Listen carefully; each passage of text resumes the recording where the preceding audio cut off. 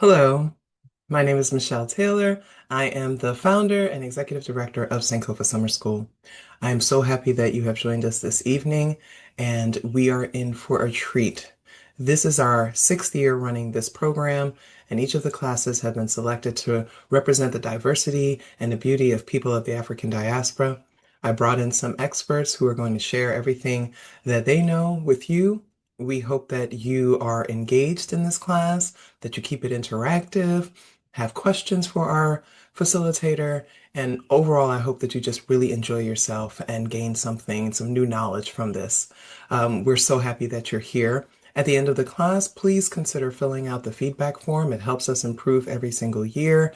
And without further ado, here's your class.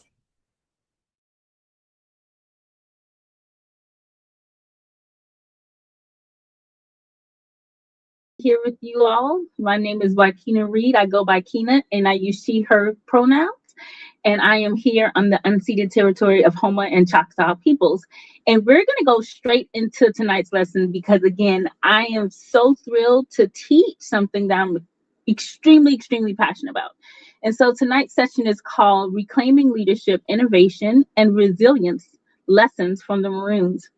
And so I want to give you all just really quickly a short description, just to make sure we're all on the same page as we move forward, right? So tonight's conversation is really about focusing on both communities of African people who self-liberated themselves during enslavement and colonization in Louisiana. And in this interactive session, what I intend to see happen is we're going to explore how Maroon strategies can inspire new ways to think about leadership, both in our civic, professional, and even our organizing lives. I'm hoping that this session will be a mix of some storytelling, some reflection that creates the possibility for more engagement on the other side of the lesson. Because the truth of the matter is that this class matters now. If you are someone who's taking this course today or someone who's going to be listening to this course later, then I'm pretty sure you're aware that we are living through an active moment of historic oppression, suppression. We are witnessing every day the active erasure and distortion of Black storytelling, cultural stewardship, and Black autonomy. And so learning more and having an Afrocentric approach to every part of our lives is essential. Before we begin, I always like to ask people if there are any accessibility needs. I want to make sure that there's no barriers for people being able to hear me, see me, respond to me, and show up in the chat.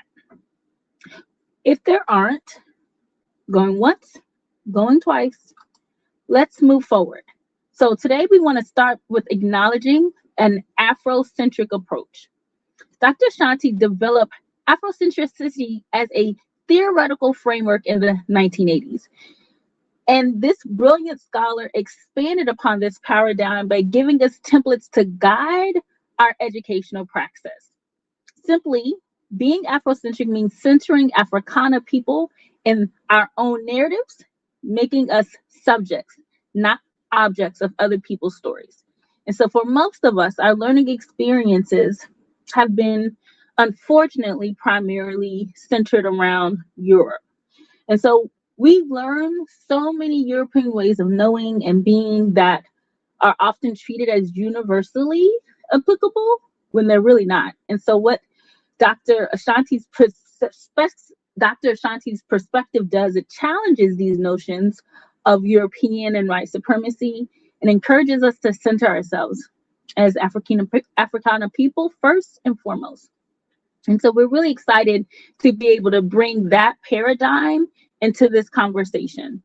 There are a couple intentions here, but before we get into all of that, I just want to give everyone opportunity to just be grounded in their bodies, feeling their full breath, feeling the possibilities of what happens when we expand our minds past what we've been told is really truly the white imagination. So this session right now that we're about to engage in is about exploring the historic leadership of Maroon communities. We're going to identify some key strategies that the Maroons use to foster community building, autonomy, and human dignity. We're going to try to apply some of those lessons to modern day leadership ideals. We're going to reimagine what leadership could look like, especially in moments like this, and then see if we can find some practical strategies for including it so that our leadership could be adaptive, right, within our own spheres of influence. Now, I've shared a little bit about the paradigm we're bringing to tonight's session, but I should probably tell you a little bit more about me, the person who's leading this conversation. So earlier today, I mentioned my name is Joaquina Reed, but I go by Kina, and I am a graduate of communication studies. I'm a public scholar. I'm a cultural steward. I'm an advocate. I am someone who strongly identifies as a thought leader, an educator, and a curator. All right. But more succinctly, I do want to name that tonight's conversation that I'm facilitating for you all is based off of three places of really rooted experience. I like to think about this as embodied knowledge. It's not just knowledge that exists in my brain, but it exists in the core of my being, in my body, right? In my bloodline, right? So we start with lived experience. And those are the unique and personal perspectives that I'm going to be bringing to this conversation. It's the stuff that Kina knows about the world because of my direct interactions in society as a Black woman. I'm also bringing ancestral knowledge. As you can see here, I brought some of my favorite people into the room with me and invoking the power of some of my ancestors. I possess the wisdom and the traditions, the customs, the practices, and an accumulated knowledge base of understanding that has passed down my family through generations. My mom, my mom's mom, my dad, my dad's mom, these people have informed everything I know as a Black woman. And then lastly, there's the formal education. I mentioned previously that I have degrees in communication studies with a research and pedagogical emphasis on identity, social movements, and rhetoric. And so I have spent over 2 decades studying the intersections that connect global communities. All right.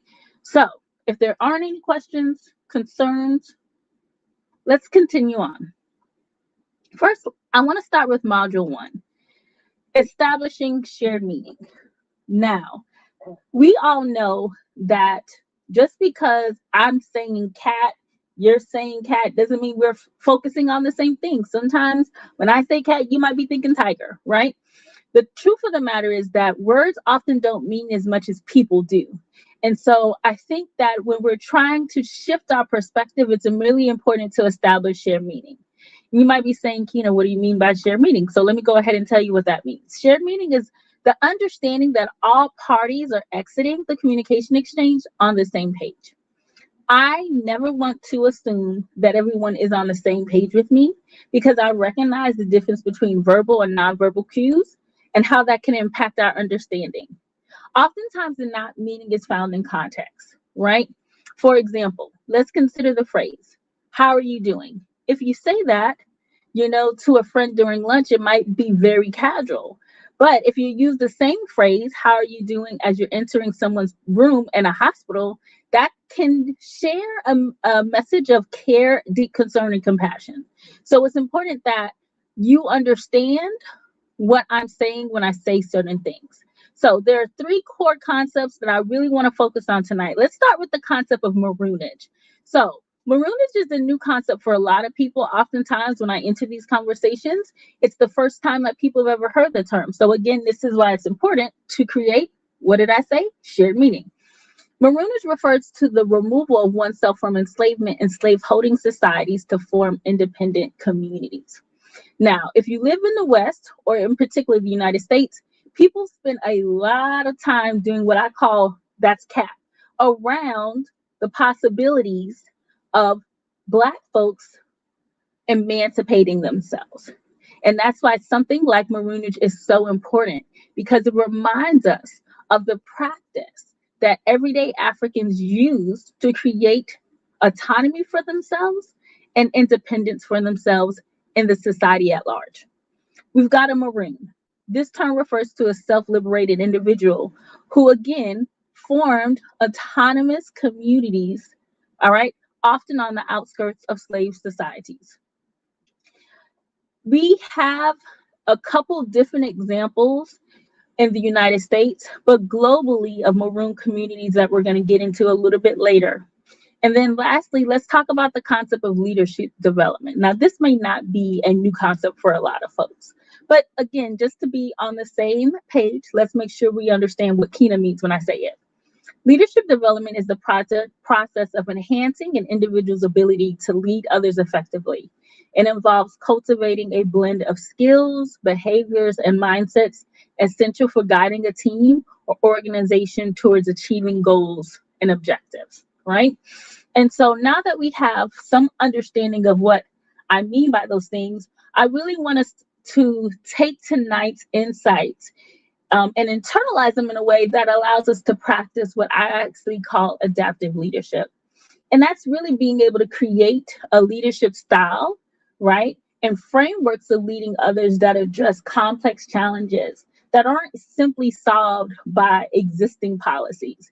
And the truth of the matter is that we understand that as whiteness and supremacy culture continues to exert itself in our communities, we always have to be able to figure out new ways to adapt to uncertainty, to confront the violence of those systems, and develop new ways to resist. So, before we begin, I want to just make sure that there are no questions, comments, or concerns. And I would encourage you to take a moment. If you're here in the studio, feel free to answer this question or engage in this activity. But if you're watching at home, you can also still engage in this practice. The question that I'd like you, well, the exercise that I'd like you to engage in right now is I want you to, I can't believe I'm saying this, but open up Google. All right. And or wherever your favorite internet search is, okay? Preferably not YouTube though, but like a Google. I'm an old lady, so I still be using the Yahoos. But open up a search window, and I just want you to type in the search, a great leader, and then search. That's it. 3 words, a great leader. Okay? Gonna give you a second. All right. Don't type anything additional. A great leader. What did you see? Write that down. What images were provided? What names were provided? What keywords did you find in that search? Again, I'd like you to take a little post-it, take a second, just jot them down. All right, 10, 9, 8, 7, 6, 5, 4, 3, 2, 1. Now, put that aside. Okay, that's great. I love seeing that. All right.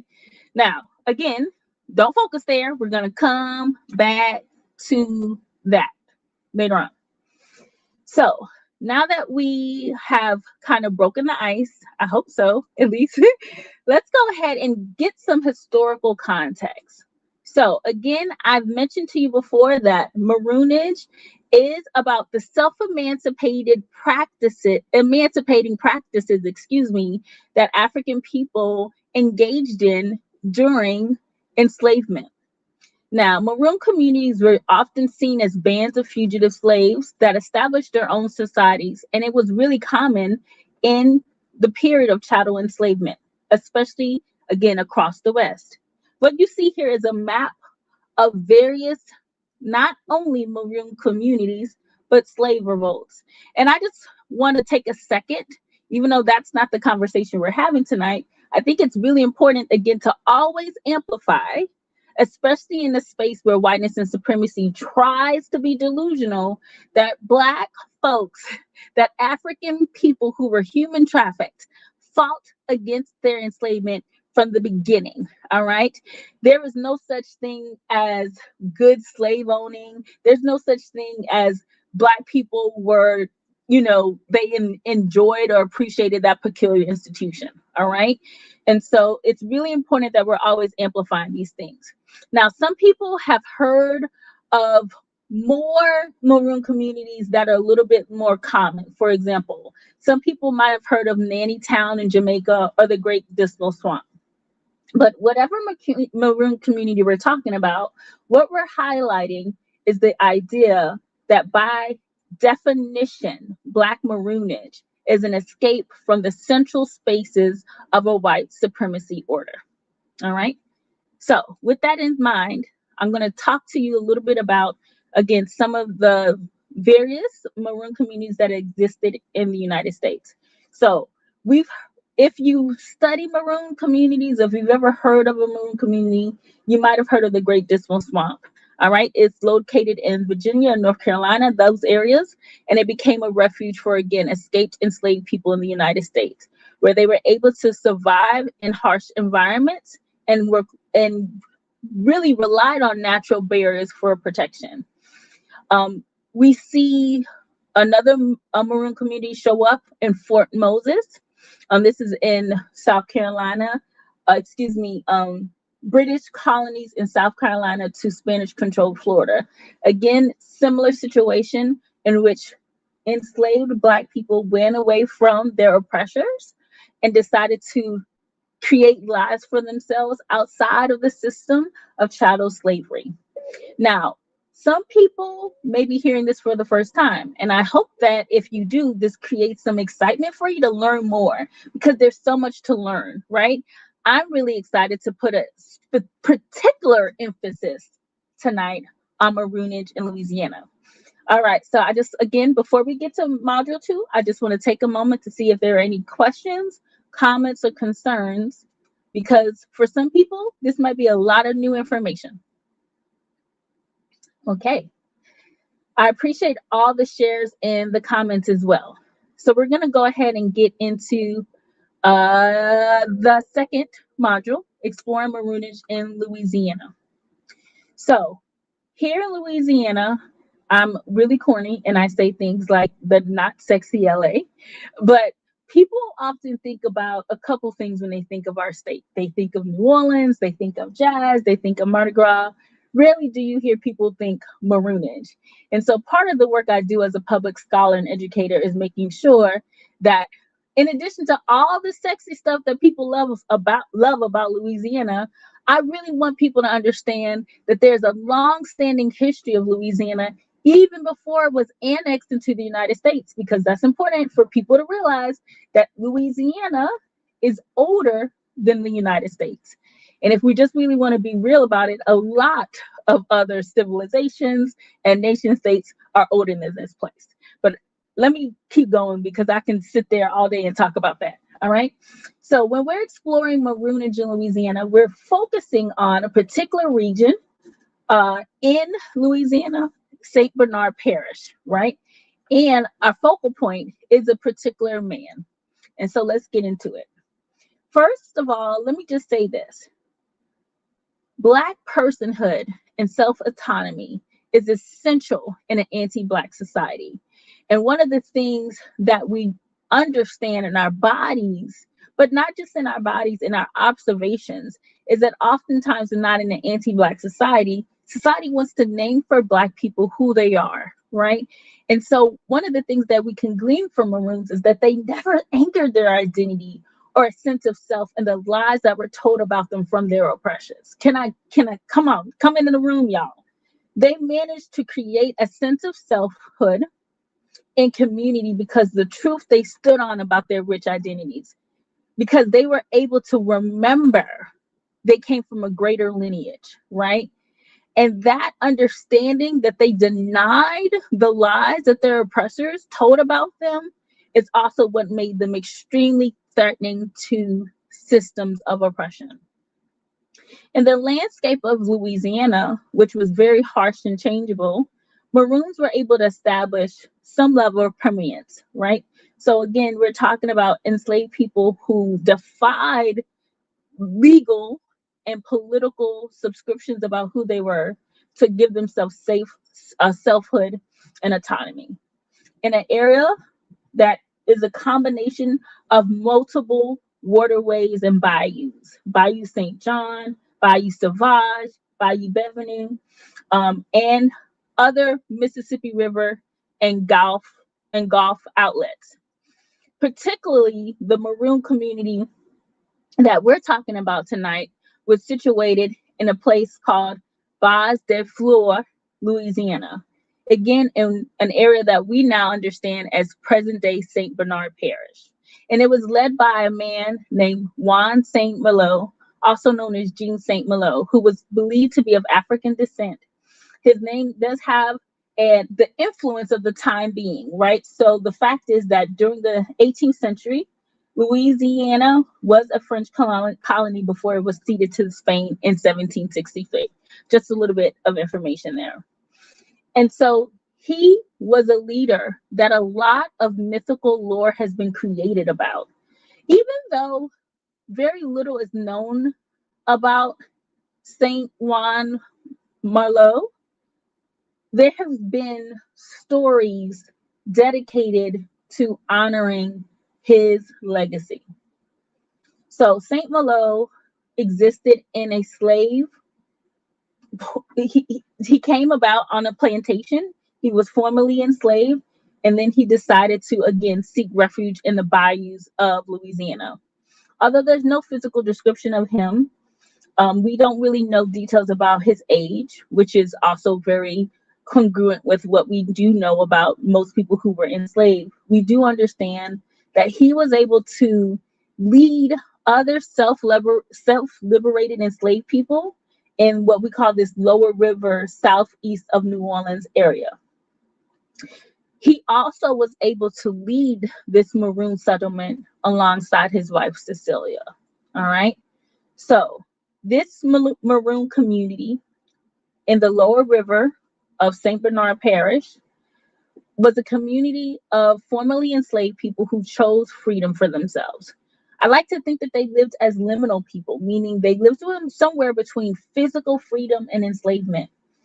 This community was composed of families and couples and single folks, people who year after year made a commitment that they no longer wanted to allow enslavers to dictate how they chose to be in families, in partnership, and in community with each other. Many of these members were people who derived from West Africa and had grown up in agricultural communities and had also had a lineage of being able to survive because of those things. One of the things that I think, and there are lots of things that make how the revisionist history around enslavement terrible and violent, but it often doesn't really focus on how generations of Black people maintained agricultural ties and skills like rice cultivation and star navigation. These were people who understood patterns, had forestry skills, right? And so it wasn't like they were divorced of skill set and understanding and ancestral knowledge. The St. Malo Maroon community was one of the oldest and probably nomadic Maroon settlements that existed in the continental United States. Again, it was led by St. John Malo. And this community was one of probably the first and most well-known Maroon settlements in the United States. It was established and expansive in Louisiana. Now, I have added some additional reading materials because I don't want to get too much caught up in the lore because we have a short amount of time for learning tonight. But if you want to learn more about the details of that community, you have some reading that is additional to this course. So this community existed, led by, again, St. John Malo and his wife, Cecilia. They were able to, we're going to get a little bit more into how they were able to survive in module later on in this module, but I do want to acknowledge the fact that it was a Black man who had the leadership skills that kept this community thriving for as long as it did. Let's talk about some of the principles that were engaged in those communities. All right. I'm going to give you 5, and we're going to go into those in depth, okay? Environmental awareness, adaptability and resourcefulness, building alliances, excellence within reality, and collective support and shared responsibility. All right.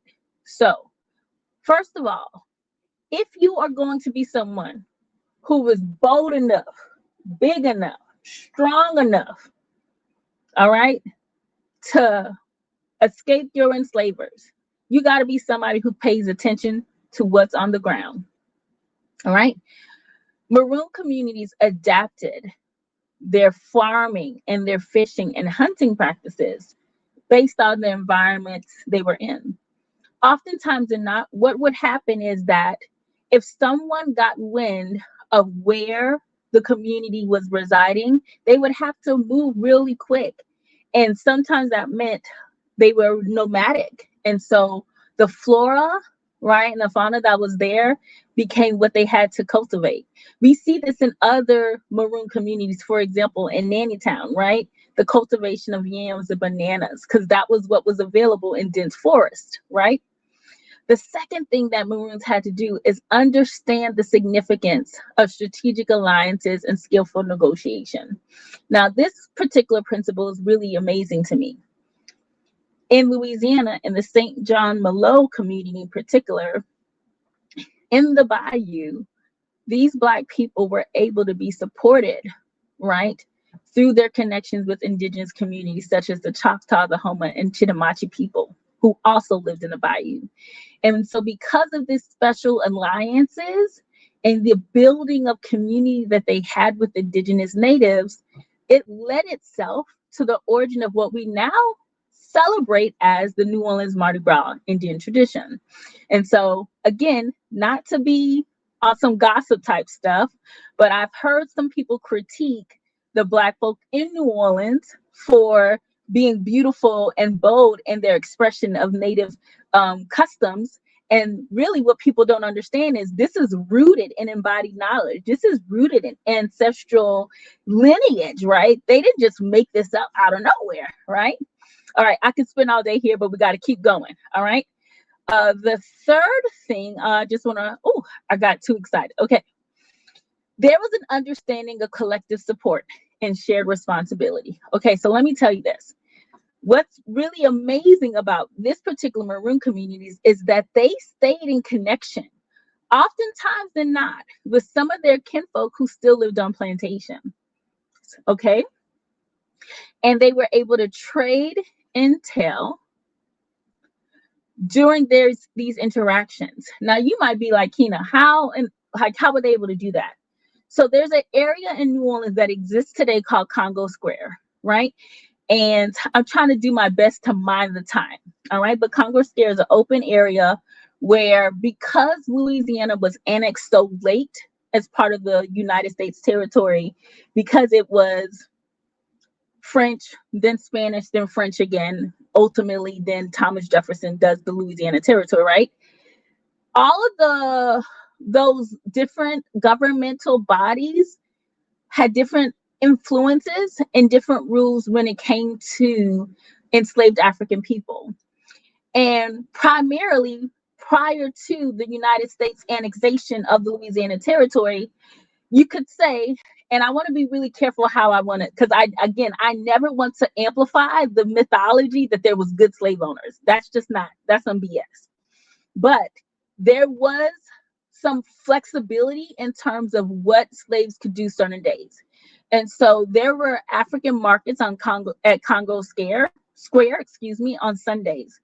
And oftentimes this is where Maroons would reconnect with their kinfolk who decided to stay on plantations. They were able to stay in communication, share labor, share ideas, and even create mutual aid. I know. All right. So these communities were able to stay in kinship connection, even while they made different choices about how they would live their everyday lives. The next principle we want to lift it up is the ability to pivot and again adapt. because there were harsh terrains in Maroonage, whether we're talking about Maroonage in Louisiana or again Nannytown in Jamaica, you had to be able to have a good understanding of local terrains, local plants.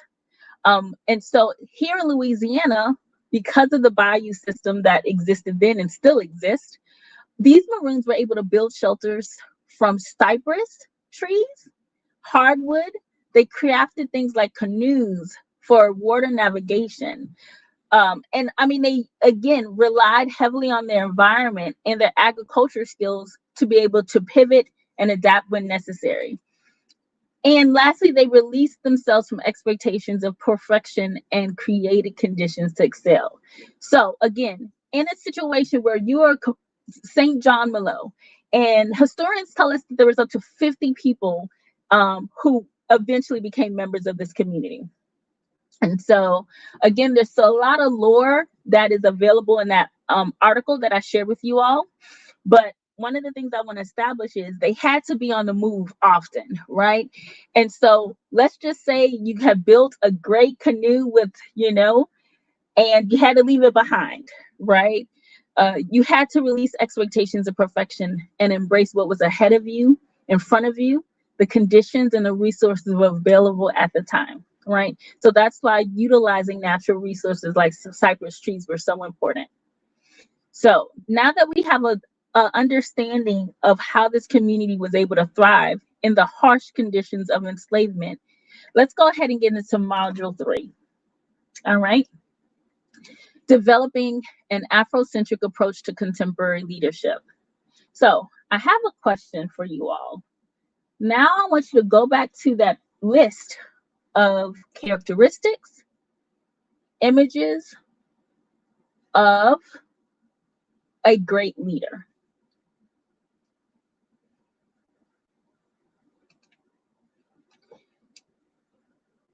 Did you see anyone who looked like me show up in that Google search?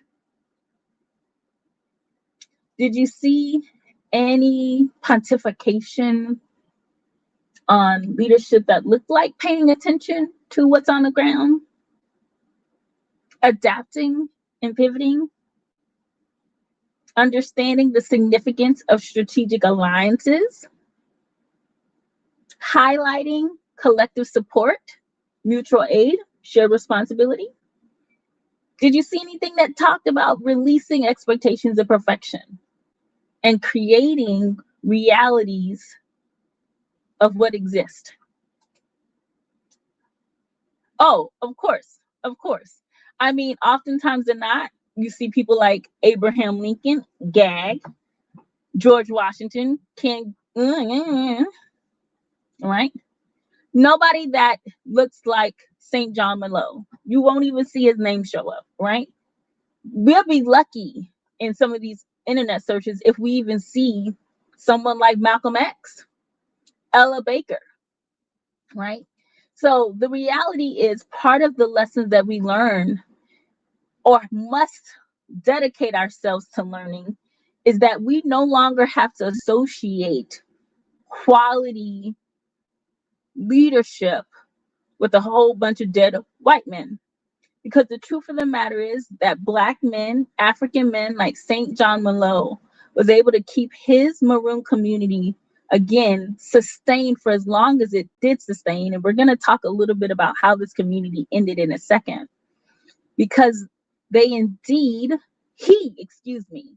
practiced a leadership model that included those principles we shared. So before we get into, well, I'm going to come back to that.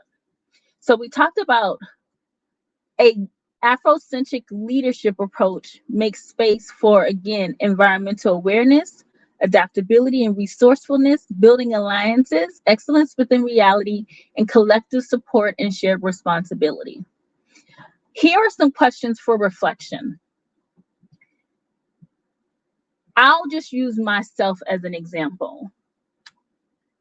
Early in my professional career, I'm embarrassed to admit it now, but if I had to describe how I saw challenges as a leader, what are the leadership styles that I consciously mimicked It wasn't those of African peoples. It wasn't. It was that of those who are Eurocentric derived. All right. So part of adapting Maroon principles in action is being curious about how are you defining and qualifying what good leadership is. Secondly, environmental awareness. So when we're adapting Maroon principles in action, what we're doing is we're paying attention to the on the ground realities. What are we putting our focal points on? What are we encouraged to pay attention to? And what are we encouraged to ignore? Right? For example, I live in the state of Louisiana. Even though, let's be fair, in the United States, there is a Black maternal health crisis. In any environment, any professional industry where Black birthing people exist, right? When Black women and femmes are attempting to conceive life, why aren't more leaders focusing on the reality of the people that are in their organizations, right?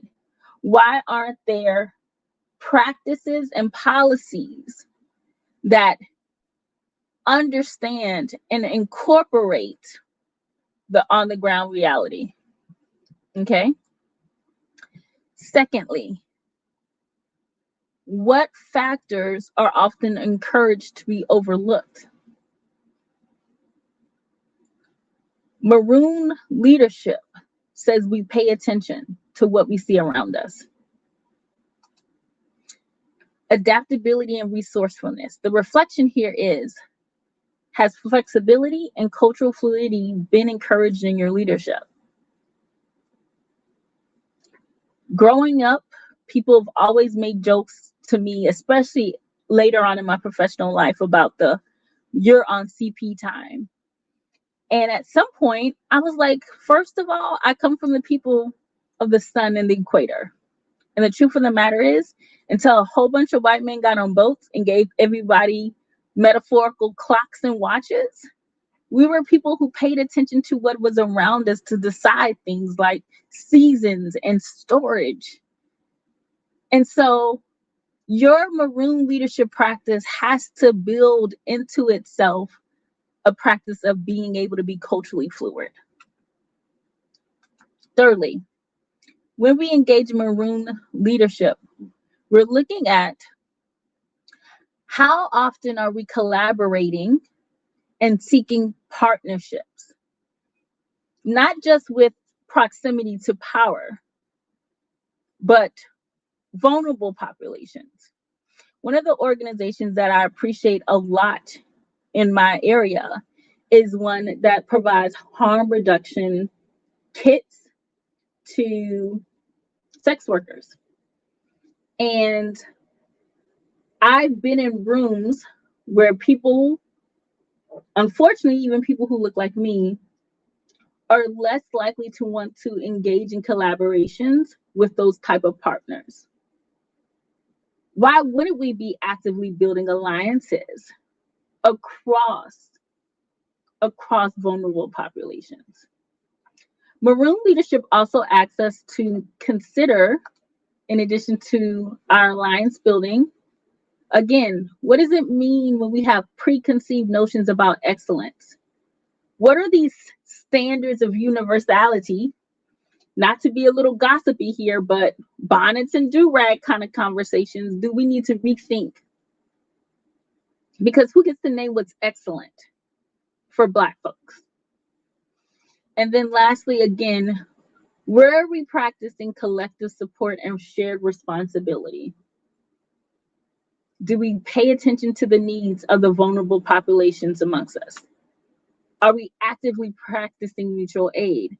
And I want us to go back to, again, when I told you about Congo Square, how intentional those relationships had to have been for Maroons like St. John Malo to still be in community and engaging in mutual aid with enslaved people who decided not to live in the bayou, and vice versa. They exchange weapons, food items, the tea. All right. So these are all things that we have to consider when engaging in Maroon leadership.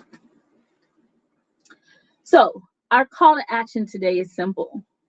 In an anti-Black society, we have to take back our power by no longer insisting that leadership exists outside of our histories and lineages. All right? Because a world without racism requires deep transformations in social practices and structures. A world without anti-Blackness necessitates, an entirely new conception of the social, which is to say, a radically different world altogether.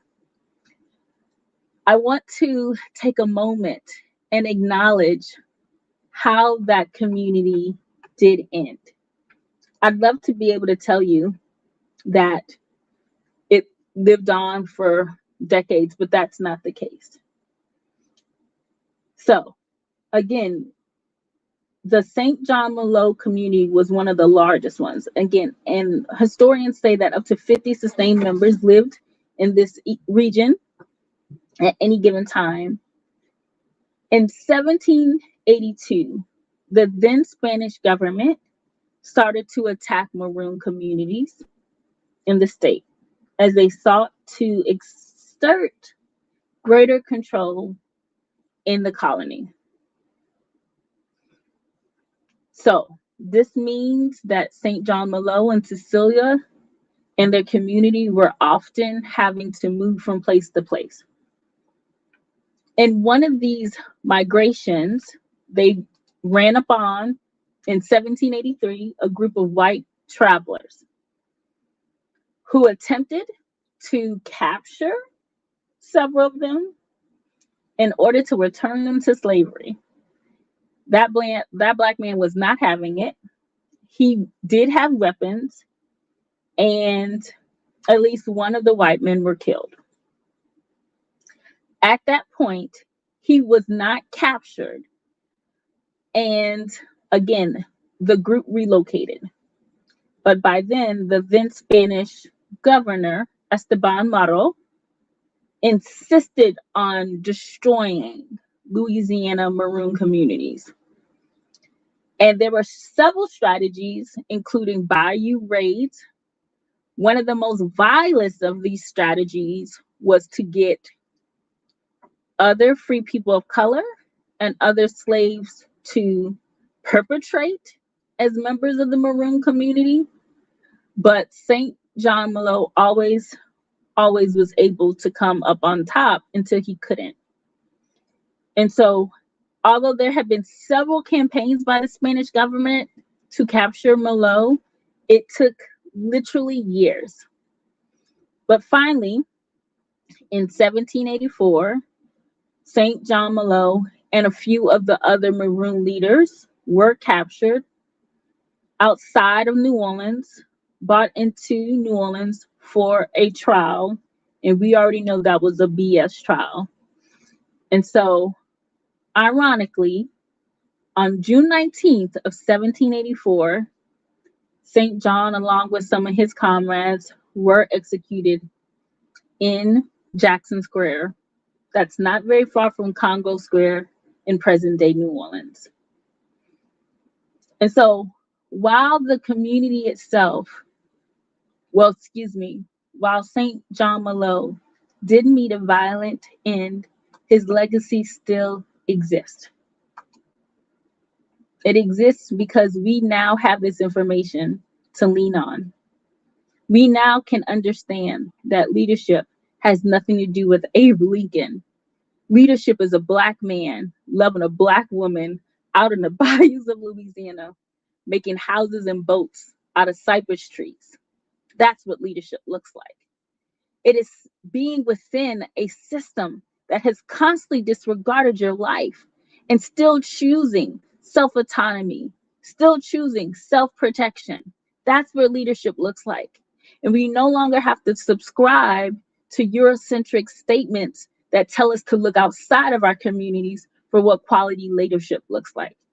We now know that St. John Malo and this Louisiana based Maroon community taught us to pay attention to what's on the ground, understand the value of strategic alliances and skillful negotiation, make sure that we are able to have collective support and shared responsibilities, be able to adapt and pivot for the possibility of innovations, and release expectations of perfection when we have to pursue ideal conditions in the moment that we are in. I'm so grateful to be able to learn from St. John Malo, to invite other people to learn from this man. And I'm ready to see if anyone has any questions, comments, or things to bring up.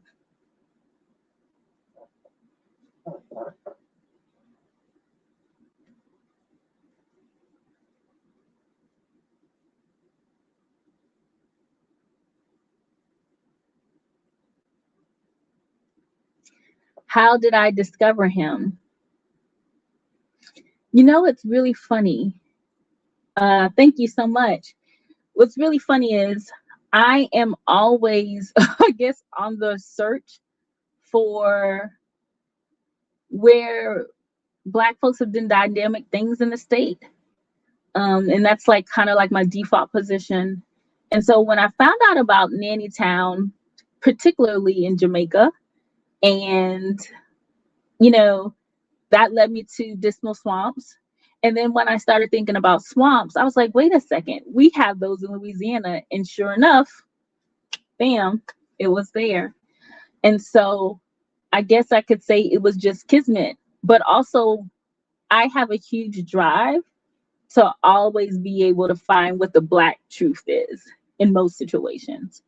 And I agree, it is really sad how the settlement ended and how he lost his life. And, you know, I think about that June 19th a lot and the connection between Juneteenth and St. John Malo being hung. And the fact that where he was hung still exists, right? Congo Square still exists. Jackson Square still exists. And so I also think, yes, it is sad and powerful that his legacy still exists. It still exists in the atmosphere. It still exists in the swamps. It still exists in the trees, right? And so that's how I choose to stay reflective about it. Yeah. And I'm hearing you. I only knew of Maroon settlements in Latin America. There, you know, the thing is, I'm of the belief that there may even be more Maroon settlements, right? Oftentimes than not, what we see, especially when it comes to academic research and getting grants and stuff, usually how we discover a lot of things like this is because there's funding that can be earmarked for discovery. And so I am of the belief that there probably is more available to us than we know, right? Especially because, again, throughout the South, there are so many places that naturally provided barriers, right? And so I wouldn't be surprised if there is a wealth of Maroon communities that still have to be uncovered. Agreed, history is still alive. And I considered it a very personal commitment of mine to make sure that I'm saying this man's name, to make sure I'm saying Cecilia's name as long as possible. And I'm sorry, I apologize to you all. I did not name this. Cecilia was considered a free woman of color, also known as a mulatto. She was also killed, but not hung. And so, I mean, not that I encourage ride or die, right? But I'm just saying, like, I want to bring her into the space to acknowledge that she lost her life as well. All right. But yes, these histories are alive and they will be alive as long as we insist on naming them. Insist. That's the key word. Any other questions or adds or shares here? I am honored that I got to expand on this community. I'm honored that I got to share some resources with y'all so y'all can learn more. And again, let's keep his legacy alive of being able to create community for ourselves, excuse me, and create autonomy for ourselves, even in harsh terrains. Rather, the harsh terrains are physical, emotional, spiritual, right? Sometimes what I tell myself is that if St. John Malo could live in a bayou and make a house out of cypress trees, listen, listen, y'all. All right. I am so grateful for this experience, and I'm thankful that I had an opportunity to share with you all something that was so close to my heart. So stay Black and stay free. If there are any other questions, just let me know. Thank you.